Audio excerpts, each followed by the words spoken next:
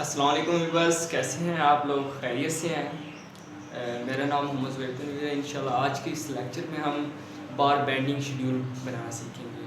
किसी भी स्ट्रक्चर का, यानी कि किसी भी स्ट्रक्चर बिल्डिंग की, कोई भी फ्रेम स्ट्रक्चर बिल्डिंग है, उसमें उसका कॉलम हो, बीम हो, सबका बार बेंडिंग शेड्यूल बनता है। आज इस लेक्चर में हम बीम का बार बेंडिंग शेड्यूल बनाना सीखेंगे।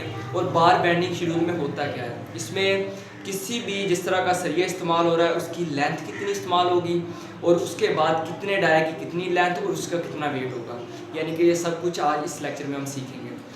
अगर किसी ने मेरा चैनल सब्सक्राइब नहीं किया, सबसे पहले मेरा चैनल सब्सक्राइब कर लें। इंशाल्लाह अच्छी अच्छी वीडियोज़ इंशाल्लाह आपको सिविल इंजीनियरिंग के रिलेटेड मिलेगी इसी चैनल पे।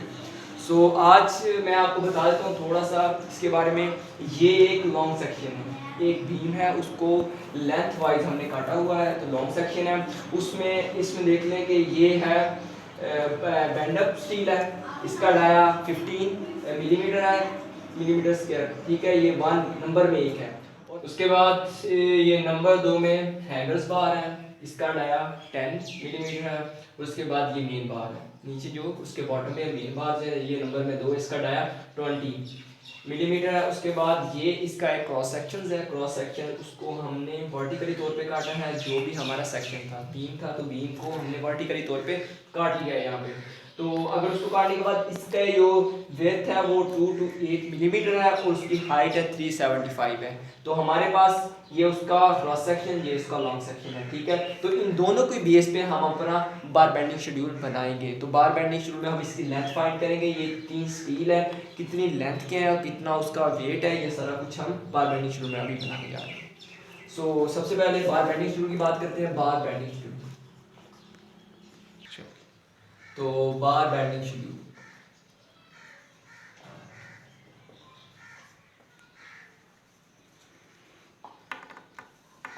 तो अब इसमें देखते हैं कि सबसे पहले हम इसको नेम दे देते हैं। नेम देने के लिए क्या करेंगे, सबसे पहले ये जो बार है इसको मैं M1 का नाम दे देता हूँ, इसको M2 का दे देता हूँ जो बैंडअप है, और हैंगल बार को M3 का नाम दे देते हैं, ठीक है।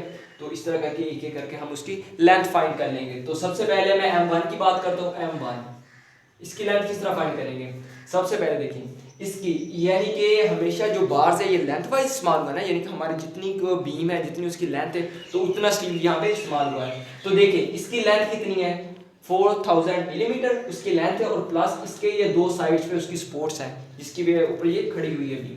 तो ये देख लें 4000 प्लस ये नंबर में 2 है, हमारी जो सपोर्ट है 2 मल्टीप्लाई बाय इसकी लेंथ कितनी है 2 to 8, यानी कि ये अब हमारी आ गई लेंथ। और हमेशा जो स्टील इस्तेमाल होता है वो कुछ इसके जो कवर होता है, इसके थोड़ा सा कंक्रीट कवर के थोड़ा सा साइड पे होता है, यानी कि कंक्रीट कवर वैसे जो 40 मिलीमीटर रखा जाता है बीम में।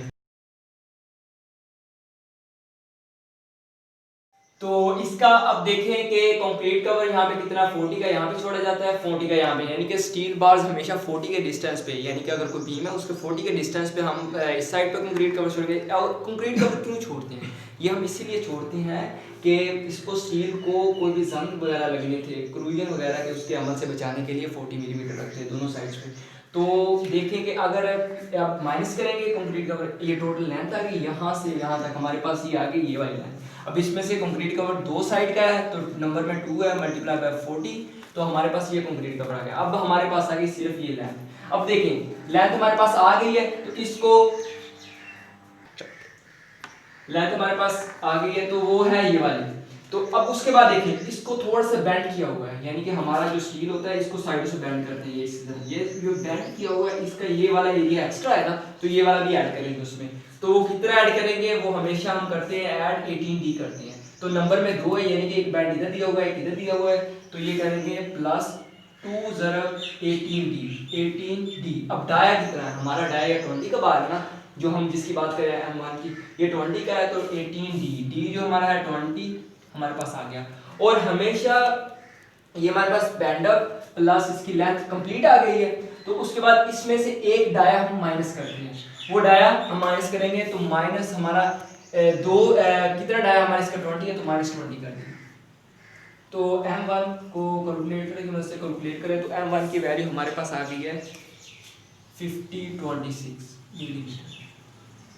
M1 की हमारे पास लेंथ आ चुकी है, तो ये लेंथ हमारे पास 5026 हमारे पास मिलीमीटर हमारे पास लेंथ आ गई M2 की। अब उसके बाद M2 की लेंथ फाइंड करेंगे। M2 की लेंथ फाइंड करने के लिए क्या करेंगे, M2 is equal to M2 हमारे पास बेंड बार है ना, ये वाला बेंड किया हुआ है, तो उसके लिए क्या करेंगे, सबसे पहले देखें ये बेंड किया, तो उसके बाद कुछ इसकी हाइट भी है, ये वाली हाइट, तो यहाँ पे एक्स्ट्रा बार इस्तेमाल हुआ ना, तो सबसे पहले हम इसकी ये हाइट फाइंड करेंगे। सबसे पहले इसकी शेप बना देते हैं, किस तरह का था ये, इस तरह का बार था, तो ये हाइट फाइंड करनी है हमने।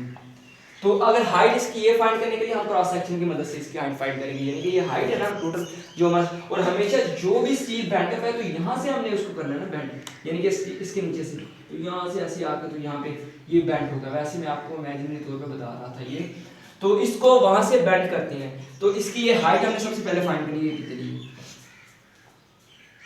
M2 निकालने से पहले इसकी हाइट फाइंड करेंगे, h इज इक्वल टू, तो हाइट किस तरह फाइंड होगी, देखिए इसकी हाइट कितनी है 375, टोटल हाइट 375, इसमें से माइनस कर देंगे हम इसके कंक्रीट कवर, 40 ऊपर से 40 नीचे से, दो कंक्रीट कवर है तो 2 मल्टीप्लाई बाय 40 माइनस कर दिया हमने, टोटल में से ये माइनस कर दिया। उसके बाद देखिए हमारा जो बैंडअप होता है ये स्टीरअप्स के नीचे से होता है ना, तो स्टीरअप से एक डाया के ऊपर इस्तेमाल हो रही है, एक डाया की स्टीरअप से नीचे इस्तेमाल हो रही है, तो यहाँ पे माइनस करेंगे दो स्टीरअप्स, 2 ज़रब 10, तो ये दो स्टीरअप्स उसमें से मैंने माइनस कर दिए, तो और उसके बाद हम क्या करेंगे, ये हमारा स्टीरअप्स तो मैंने माइनस कर दिया। उसके बाद देखिए ये इसके सेंटर से फासला, सेंटर टू सेंटर तक फासला, यानी कि हाइट जो है इसके सेंटर से, यहाँ से सेंटर से लेके यहाँ इसके सेंटर तक ये हाइट बनती है। तो उसके लिए क्या करेंगे, ये हमारा कितने का था, ये इसका डाया कितना है हमारा बैंडअप बार का, बैंडअप बार का डाया है हमारे पास 15 है, 15 का था, तो ये हाफ इधर से यानी कि -2 half 2 multiply by 15 divided by 2, half इधर से इसलिए 2 से मल्टीप्लाई कर दिया हमने इसको, तो हमारे पास ये टोटल, इसको कैलकुलेट करें, कैलकुलेट करने के बाद इसकी जो हमारे पास h वैल्यू हमारे पास आएगी वो 260 मिलीमीटर है। ये हमारे पास h फाइंड हो गया, हमने h फाइंड कर लिया।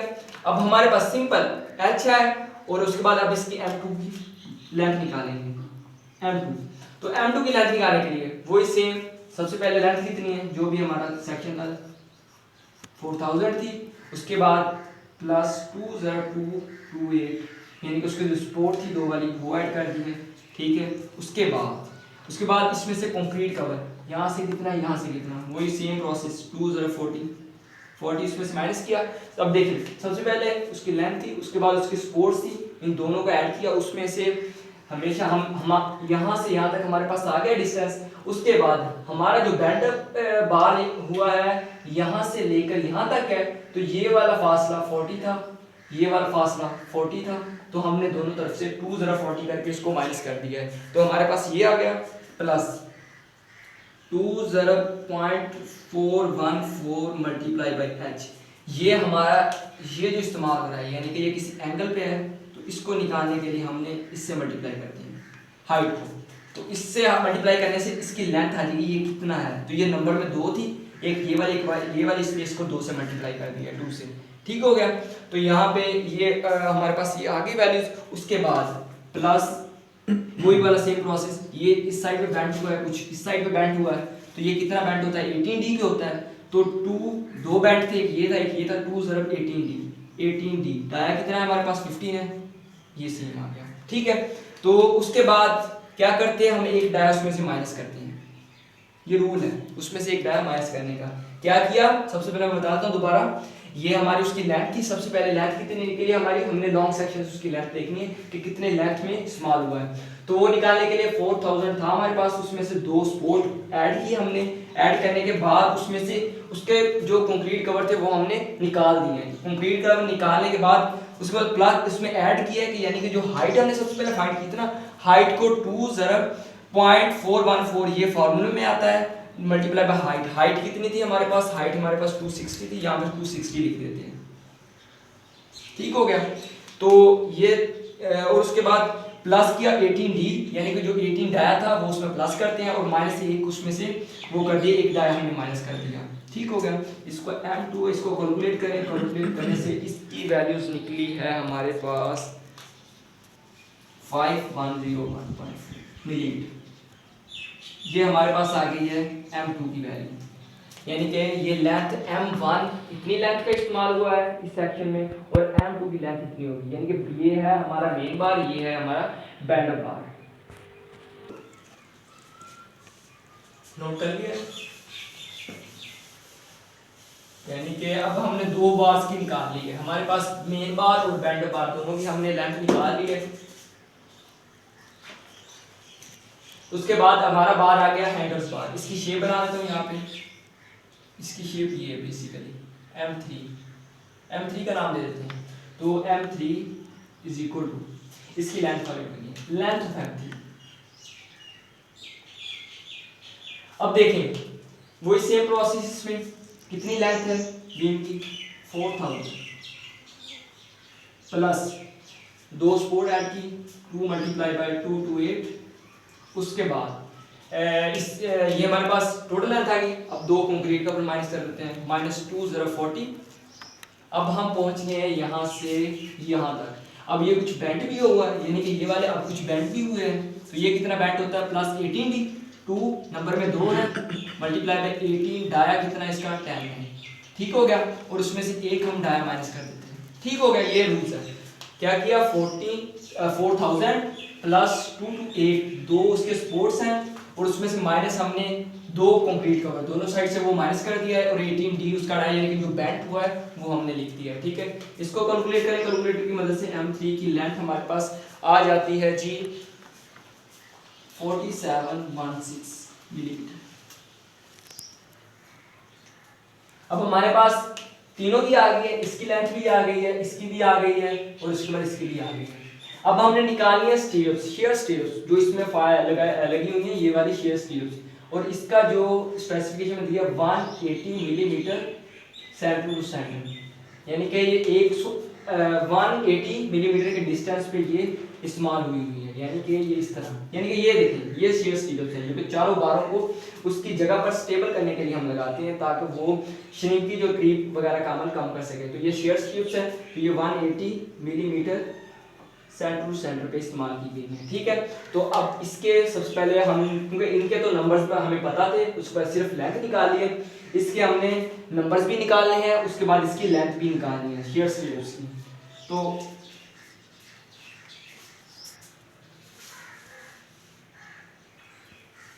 अब उसके बाद हमारे पास तीनों के डाया आ गए, अब हम निकालेंगे शेयर स्टीयर्स।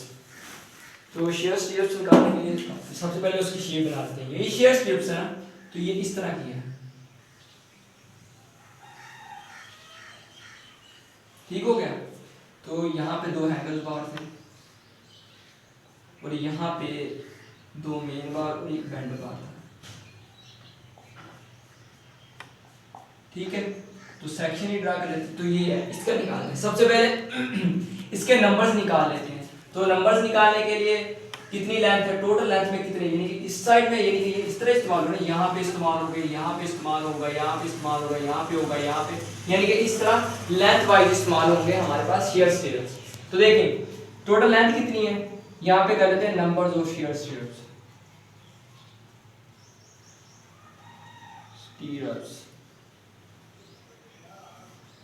तो नंबर्स निकालने के लिए वही सेम 4000 + 2 to 8, और उसके बाद इसमें से माइनस कर देते हैं कंक्रीट कवर। अब डिस्टेंस पे कितने हैं, यानी कि इसमें डिस्टेंस कितना इस्तेमाल हुआ गया, तो ये 180 के डिस्टेंस पे थी, 180 डिवाइडेड बाय 180। और हाँ, इसमें रूल्स में आता है कि हमेशा एक से एक एक्स्ट्रा रखते हैं, तो प्लस ऐड 1 कर लेंगे, यानी कि एक स्टीयर्स एक्स्ट्रा रखते हैं। उसके बाद number of stairs is equal to, इसको कैलकुलेट करें, 40 24 + 1, total number is equal to 25।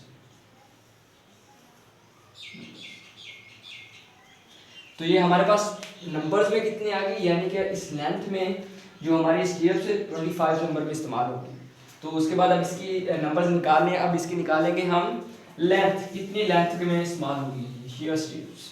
तो इसकी लेंथ निकालने के लिए सिंपल क्या करेंगे, इसको दो हिस्सों में डिवाइड कर लेते हैं। सबसे पहले इसको ये निकालेंगे कितनी लेंथ इस्तेमाल हुई, उसके बाद ये निकाल लेंगे, ए बी का नाम दे दें। उसके बाद देखें, ये देखें यहाँ से निकाल दें। अब देखें इसकी टोटल हाइट कितनी है 350, इसको ए का नाम दे देते हैं, यानी कि इस लेंथ को ए कर देते हैं कंसीडर, इसको बी कर देते हैं। ठीक है, सबसे पहले ये निकालते हैं कि ये कितना इस्तेमाल हो, A is equal to total length की हाइट कितनी है 375। ठीक है, ये टोटल हाइट आ गई, उसमें से ये कंक्रीट को माइनस कर देते हैं दोनों तरफ से, तो -2 ज़रा 40, यानी कि अब देखिए अब यहाँ से यहाँ तक हमारे पास आ गया, यहाँ से यहाँ तक का डिस्टेंस। तो उसके बाद ये डिस्टेंस, उसके बाद ये करेंगे और उसके बाद हम करेंगे प्लस -10, यानी कि 375 इसकी हाइट थी, उसमें से हमने एक डायाफ्राम इसका कंक्रीट कवर माइनस कर दिया, उसके बाद एक डाया माइनस करते हैं हम। ठीक है, तो ये 375 -80 -10, 375 -90, तो ये बन जाएगा 2 कितना बन गया जी 285 बन गया मिलीमीटर। यानी कि अब यहां से यहां तक ये कितना इस्तेमाल हुआ है, इज इक्वल टू 285। उसके बाद अब ये निकाल लेते हैं, तो ये निकालने के लिए इसको b था, तो b इज इक्वल टू ये टोटल कितनी लेंथ है, यानी उसकी विड्थ कितनी है 2 to 8 थी, 2 to 8 सेम वही माइनस इधर कंक्रीट कवर कितना हो, इधर 40 का था, 2 ज़रा 40 और माइनस एक डाया करते हैं, डाया 10 था उसका, तो ये डाया माइनस किया, तो b is equal to 2 to 8 -80 -10 2 to 8 -90, तो b इज इक्वल टू हमारे पास ये बन गई है 138 मिलीमीटर। ठीक है, अब हमारे पास एक लेंथ ये, यानी कि अब ये कितना है, ये वाली बनी है हमारे पास 285 और ये कितनी बनी है 138। ठीक है, तो अब इसकी टोटल लेंथ जो निकालेंगे वो निकाल लेते हैं, इसकी टोटल लेंथ कितनी स्मॉल है, लेंथ ऑफ ये नंबर ऑफ शेयर स्टेयर्स कितनी थी 25 नंबर्स थी। अब इसकी लेंथ ऑफ शेयर स्टेयर्स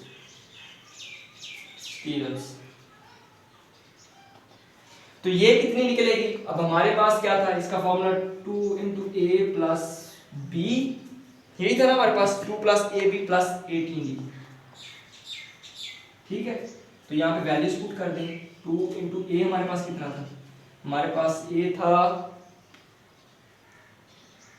285 था, प्लस ये 183 था, 138 था, प्लस 18d था, यानी कि b की वैल्यू ये हमारे पास कितना है 2, यानी कि ये देखें 85 लिखा था, ये b हमारे पास 138 था, 18d था, ये इसको पुट किया, हमारे पास लेंथ आ जाएगी इसकी, length of share stairs,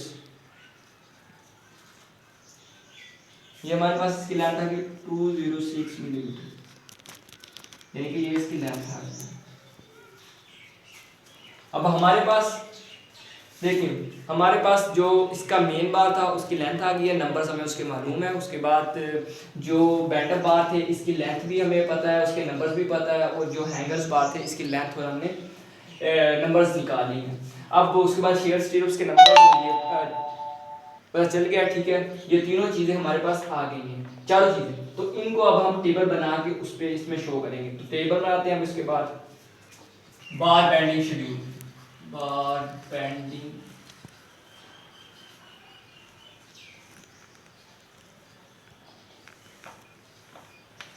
okay. तो इसके लिए बार बेंडिंग इसका चार्ट बना देते हैं। सबसे पहले सीरियल नंबर, उसके बाद लिखें नेम ऑफ बार, उसके बाद टेबल बनेगा शेप्स का, शेप्स ऑफ बार्स, उसके बाद यहाँ पे उसकी लेंथ आ जाएगी डाया, उसके बाद डाया आ गया, उसके बाद इसकी लेंथ आ गई। तो ये डाया जिस डाया का होगा उस लेंथ में लिखेंगे। तो यहाँ पे कौन कौन सी डाया का था, एक 20 का था मिलीमीटर, और 15 मिलीमीटर के थे एक, और एक 10 का था। ठीक है,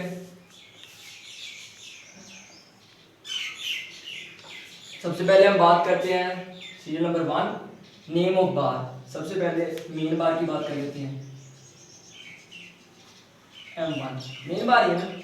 M1 शेप उसकी किस तरह की थी? शेप उसकी, ये बार्स था हमारा इस तरह था, ठीक है। उसका डाया कितना था? मेन बार का डाया हमारे पास था 20। उसके बाद उसकी लेंथ कितनी हमारे पास निकली थी?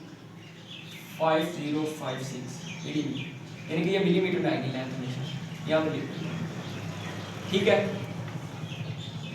उसके बाद सीरियल नंबर 2, M2 बार। इसकी शेप इस तरह थी, बैंडो बार था, इसकी शेप इस तरह की थी, ठीक है। और उसके बाद इसका डाया कितना था? 15 मिलीमीटर था। तो इसका जो लेंथ होगी 15 में ही लिखेंगे। तो इसकी लेंथ हमारे पास कितनी थी? 5101.2 मिलीमीटर, ठीक है। उसके बाद सीरियल नंबर 3, नंबर में 3, M3 बार। M3 बार इसकी शेप क्या था? हैंगर्स बार थी, इसकी शेप ये थी। और इसका डाया कितना था? ये था हमारे पास 10 मिलीमीटर डाया का था। और इसकी हमारे पास M3 की आई थी, ये 10 में लिखेंगे, 4716 मिलीमीटर, ठीक है। उसके बाद 4, M4 स्टीरअप थी, उसका शेप ये वाली होती थी, यहाँ पे बार, यहाँ पे बार, यहाँ पे 3 बार से नीचे, ये बैंडो बार थी, ये हैंगर्स बार थी, ठीक है। और इसका डाया कितना था? 10 था, ठीक है। उसके बाद इसकी लेंथ कितनी है हमारे पास? हमारे पास इसकी लेंथ है 206 मिलीमीटर, ठीक है। ये हमारे पास आ गया, ठीक है। और ये वाला M1 कितने नंबर में था? M1 नंबर में 2 थे। हमारे पास M2 कितने नंबर में था? 1। और M3 कितने नंबर से? ये देखिए यहाँ पे, ये M2 था, ये वाला M1 था, ये M3 था, M2 था ये। तो यहाँ पे सेम। और ये वाला M4 कितने नंबर? 25 नंबर से था, ठीक हो गया। ये हमारे पास एक एक की लेंथ आ गई है, ठीक है। उसके बाद टोटल लेंथ किस तरह फाइंड करेंगे? इसकी टोटल लेंथ फाइंड कर लेते हैं। ये टोटल इसकी लेंथ देख लेते हैं, ये आएगी 556 मिलीमीटर, यानी कि हमारे पास जो भी मेन बार है उसकी लेंथ 56 मिलीमीटर है, जो कि मेन बार। और जो बैंडर बार है वो एक इस्तेमाल होता है, उसकी लेंथ कितनी आएगी? 0.2। और इसकी इन दोनों को कैलकुलेट करें, ऐड करने से इसका आंसर आ गया 5922 मिलीमीटर। अब हमारे पास एक एक जो भी डाया हमारे पास इस्तेमाल है उसकी लेंथ आ गई, कि यानी कि इसका सबसे पहले जो मेन बार है उसकी लेंथ कितनी है? बैंडर बार। उसके बाद हमारे पास स्टील, जो भी जितना भी स्टील हमारे पास हमने इस्तेमाल करना है उसकी एक एक की डाया के अलग अलग सेपरेटली हमने उसकी एक एक की लेंथ फाइंड की है इसमें, ठीक है। तो इस तरह ये बार बेंडिंग चार्ट है, यानी कि अब कोई भी हम इस चार्ट को अगर फील्ड में लेके जाएं तो देखेंगे कि यानी कि इस बार है इसका कितनी लेंथ में इस्तेमाल है, ये बार सेपरेट तौर पे हमने इसको निकाला है एक बार में। तो प्लीज़ मुझे कमेंट में लाजमी बताएं आपको वीडियो कैसी लगी है, ठीक है। और किसी भी जगह पे अगर कोई भी मुश्किल आ रही है तो प्लीज़ आप कमेंट में मुझे बता सकते हैं, अदरवाइज़ आप मुझे मेल कर सकते हैं। मेल में आपने सब्सक्रिप्शन उसके डिस्क्रिप्शन में आपको दे दूँगा। और इंशाल्लाह आपकी मोहब्बत इसी तरह साथ है तो इंशाल्लाह ज़्यादा से ज़्यादा वीडियो बनाएंगे। शुक्रिया।